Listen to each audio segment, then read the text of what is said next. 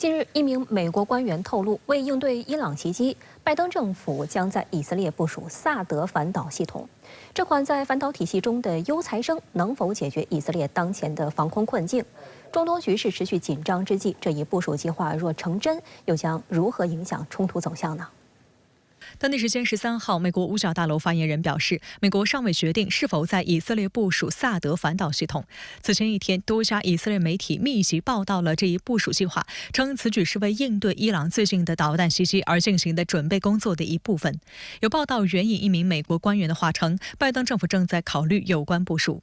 公开资料显示，萨德系统全名为末段高空区域防御系统，由拦截弹、车载式发射架、地面雷达以及战斗管理与指挥、控制、通信、情报系统等组成，采用卫星、红外、雷达三位一体的综合预警方式。由美国最大军火制造商洛克希德马丁公司自上世纪90年代开始研发，并于2008年正式列装部署。雷达系统则由美国另一军工企业雷神公司打造。萨德以强大的拦截能力和高度的灵活性著称，可在大气层内外拦截来袭的弹道导弹。值得一提的是，由于萨德系统的拦截高度为40到150公里，该范围是射程3500公里以内弹道导弹的飞行中段，是3500公里以上洲际弹道导弹的飞行末段。因此，该系统通常在导弹防御体系中起到承上启下的作用。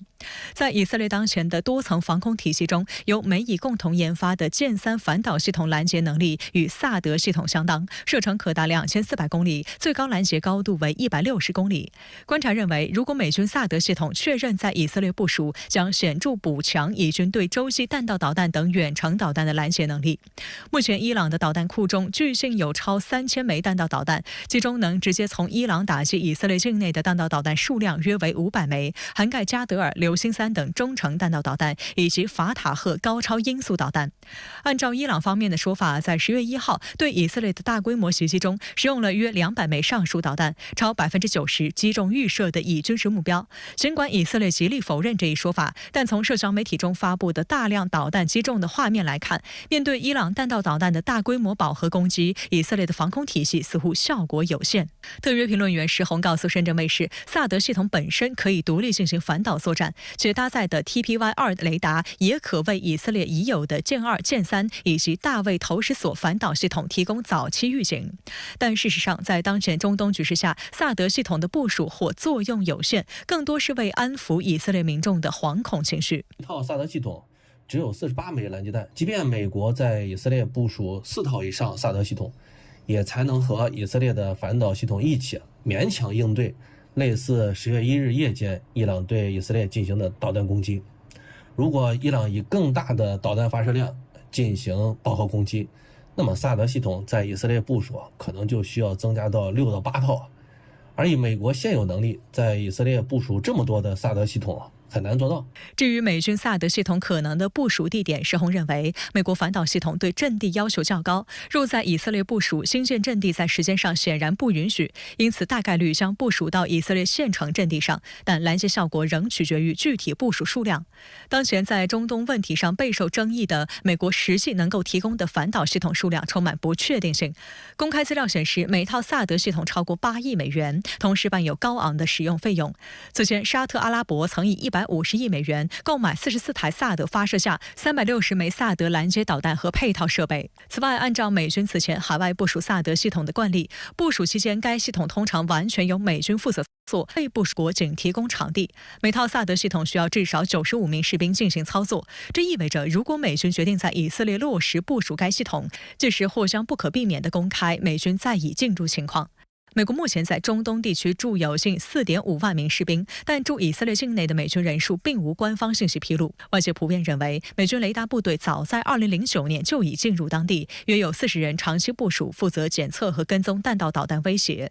去年10月，曾有报道透露，美军在以色列南部内盖夫沙漠设有秘密军事基地，代号为512。报道称，该基地符合五角大楼隐藏军事设施的典型特征，且华盛顿方面正在悄悄扩建这一距离加沙边境仅约约32公里的基地或将扩建至1000人规模。值得一提的是，2017年以色列方面曾高调宣布这一基地成为美军再已启用的首个永久军事基地，但随即遭到美军否认，称仅是生活设施。事实上，早在去年10月，美国就曾宣布将在中东地区部署一套萨德系统，并增派更多爱国者导弹营，以保卫美军和支持以色列，但并未提及直接在以色列部署这一系统，体现出美国在对以部署相关系统的谨慎态度。值得一提的是，2019年萨德系统曾在美以联合军事演练中临时部署至以色列，但在短暂的部署期间遭到地区国家巨大反对声浪。观察指，相关部署或将加剧美国与伊朗的直接对抗，还会引发美国和抵抗之弧其他成员的对抗升级。与此同时，美国持续对以军援也在国内引发质疑声音。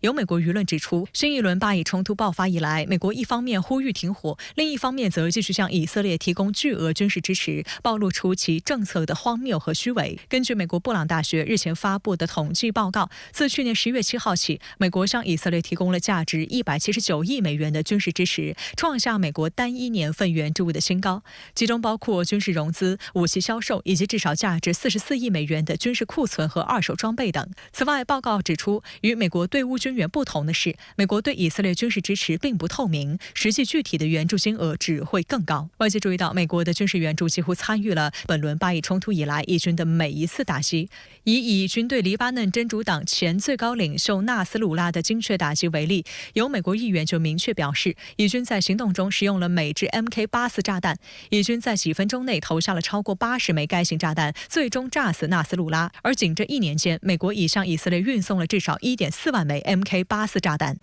以色列媒体称，美军将在以色列部署萨德反导系统，强调这是为应对伊朗可能发起的新一轮导弹袭击做准备。那您对此有何观察呢？美国寄出萨德反导系统，在我看来首先说明一点，经历10月初伊朗那次180余枚导弹远程突击之后，美国与以色列军方综合研判认为，以色列国防军目前的这个防御手段已经不足以应对烈度越来越高的军事冲突了。这也在一个侧面印证了外界的一个审慎的判断，以色列的空防已经事实上破防了。仔细观看伊朗弹道导弹突防的视频素材，我留意到几个关键的细节。首先是伊朗采取了弹道导弹齐射的突击方式，保证了单一波次弹药投射量的饱和。其次是导弹突防速度极快，不同于哈马斯或者是真主党此前发射的火箭弹，那这完全是2个量级的突防速度啊。再者是以色列的这个国防军的防空弹药基本无法拦截高速突防的弹道导弹，拦截弹药大量是丢失目标，侥幸击中目标的也无法改变导弹的攻击弹道，这说明铁穹系统的破片战斗部无法有效摧毁弹道导弹量级的战斗部了。现在几乎已经没有人继续唠所谓以色列拦截率高达99%那套嗑了。其实稍有军事常识的人都不会偏信以色列军方编造的那套所谓空防神话了。铁穹系统的设计初衷是用来应对哈马斯真主党武装的这个土制火箭弹，用来保卫以色列的定居点以及这个军事设施。铁穹系统有一个特点，由于拦截弹药有限，它不可能将有限的弹药用在所有的目标身上，所以它的接战引导逻辑是只拦截对防御目标有威胁的来袭火箭弹。如果火箭弹打偏了，或者是压根儿就不是冲你这儿去的，它会熟视无睹。所以从这个意义上看，以色列就根本不可能在任何时候做到99%的拦截率。